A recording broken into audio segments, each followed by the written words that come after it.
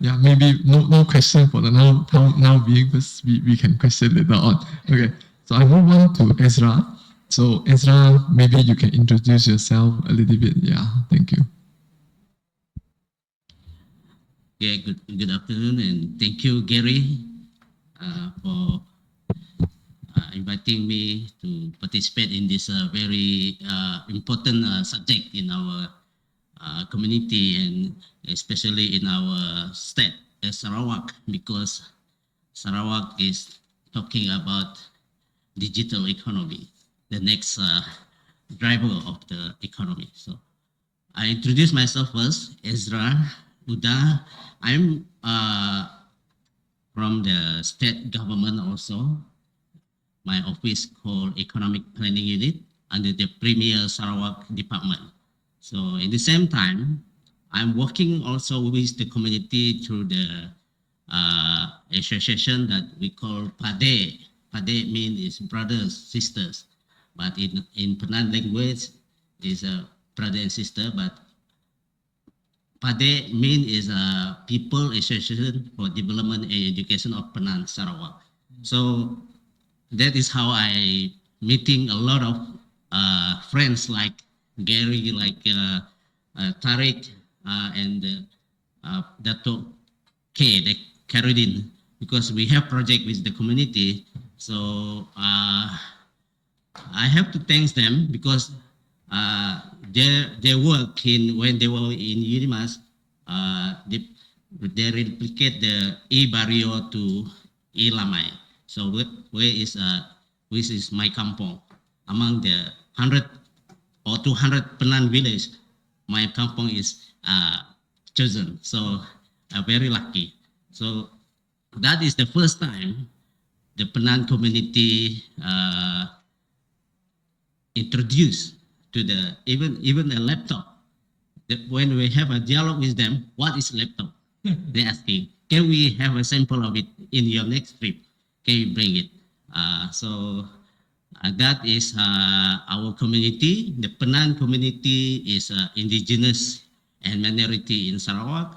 So through my engagement as a government officers, as a NGOs, I'm facing a lot of challenge, especially on this communication gap, divide, digital divide. So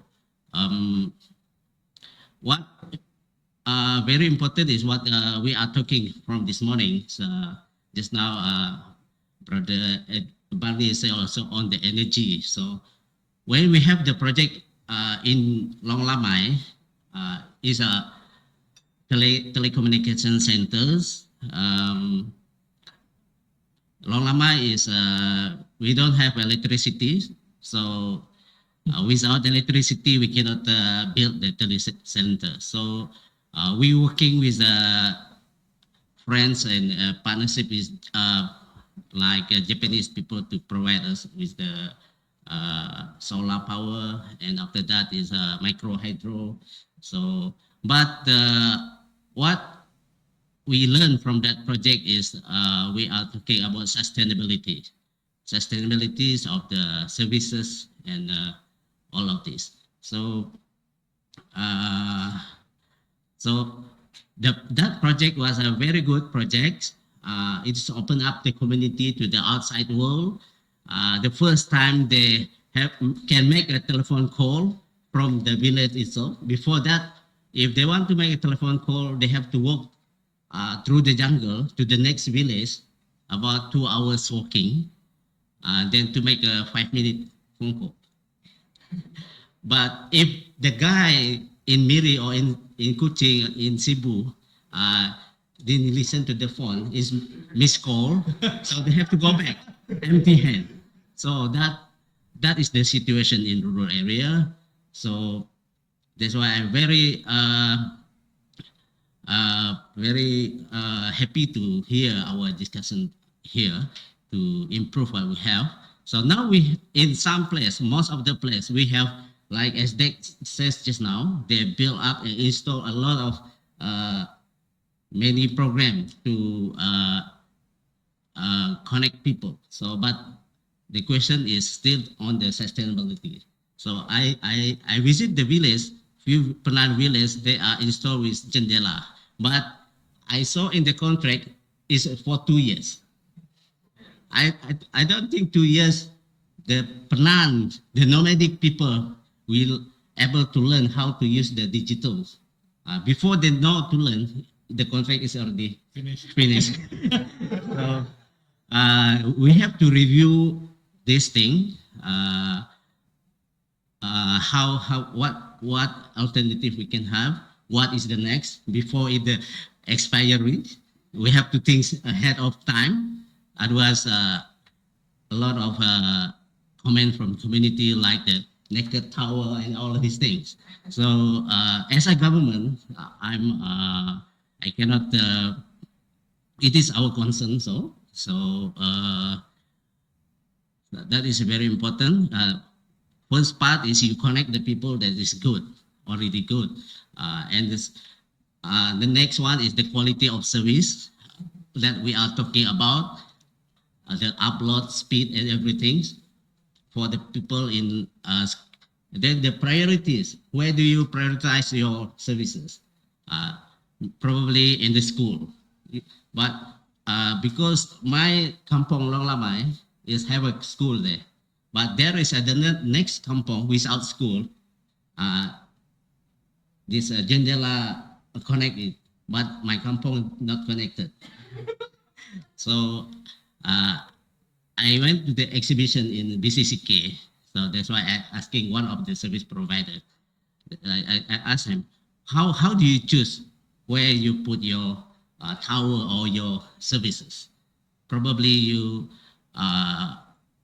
like place who have school that is important for the student to use that service. And the next level, of course, we talk about a digital economy. So the service that they can use. So as my work in the government, we built about 12. We call that rural service center, a building, multi-purpose building. We have few rooms inside it. One room for ICTs, one room for kindergarten, one room for workshop. But because we cannot connect with those who can provide the service, that building is still empty in terms of that many services. So I think we can engage with SDEC or SMA or whoever authority related to that, because the concept of that rural service center is for to service the people in that area. It's like a mini UTC in the rural area. Sometimes we do the mobile program once a year. It depends on the budget. So we will bring all the relevant government agency, go to that place and open their counter, JPN, education, and Jabatan Kebajikan to serve the people manually. So if we can change that into a new way, maybe probably we no need to bring a lot of agency that is very costly when we can do it digitally. So I think that is my experience with the community. So, but with this program, that with the government policies, inclusivities and everything, if it can be translated into the meaningful, the true meaning of that inclusivities, then we can see change in near future for the rural people. With that, thanks. Thank you, Ezra. Yeah.